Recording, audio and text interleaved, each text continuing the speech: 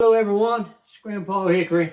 I had a terrible time. I had to go all the way to Cedar Hill, Texas today, and they had a major wreck on Highway 67 just right outside on the border of Midlothian, heading towards Venus.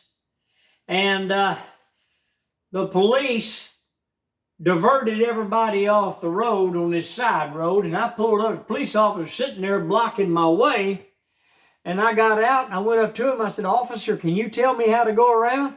And he said, "Don't you have a GPS?" I looked at him. I said, "Yes, sir. GPS, tells me to continue going out 67. He goes, he said, "You'll have to take White down, go back around on logistics." Okay. I was following his directions. I got inside the car and I put my blinker on to turn left. You got to go over 2 lanes to go back left. Meanwhile, all this traffic from the freeway is coming this way, head on at me. Well, an 18-wheeler, he stopped and motioned me to go on ahead of him, and I told him, no, I'm going the other way. Well, the officer jumps out of his car, comes running at me, and I didn't know all this. I was commencing to turn left, and he pounds the back end of my car with his hand. And I rolled the window down. I said, "Yes, sir." He said, "You almost caused a wreck. You don't even know how to drive." Then he said, "Go, go, go." Well, I was doing everything that the officer told me. But do you see the disrespect? He was about, I would say the officer was about 24, 26 years old. He was full of ego. And let me tell you something. This is what gives people bad impressions of police officers. There was no respect for his elder. He talked down to me, and he didn't talk to me. He yelled at me. He yelled at me.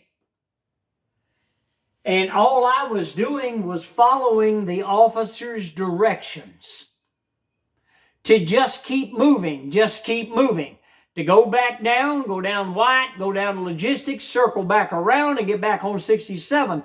I was doing what that Midlothian officer told me to do. But he is one of the sorriest officers I've ever come in contact with. I've come in contact with a lot of them.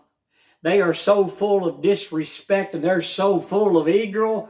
Boy, their ego is just sticking out. You give them a badge and a 45 on their hip, or a 9mm fully automatic, or a 40mm fully automatic Glock, and buddy, they're ready to come after anybody. And this is why, see, when they bump into a personality like they are, this is what causes officers to be killed in the line of duty. And everybody's supposed to feel sorry for these officers and their family when they themselves bring this on themselves. Not me. I'm a Christian. I love Jesus Christ, and I forgive the man. I went right on. I was stuck in a 5-mile, 30-mile-an-hour, moving along a little bit at a time. There must have been 84 18-wheelers in line. We were barely doing 8 to 10 miles an hour, and my fuel gauge was all the way down, and I needed fuel. So I did a lot of praying. But people, I'm going to tell you something.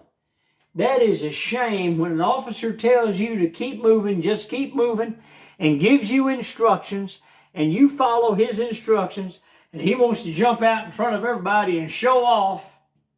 Come over there, undo his flap for his gun so he can draw it on the unarmed 73-year-old man, beats on the back end of the car, then yells and says, "He almost caused a wreck. You don't even know how to drive." And all the 18-wheelers stopped just to ask me if I wanted to pull in front of him, going the other direction. But I couldn't go into the other direction. I had to follow the officer's directions and go to the left. Keep moving. Just keep moving. Hit the like button, subscribe. I'm Grandpa Hickory. I'll see you on the next video. I am so glad that I made it back in one piece.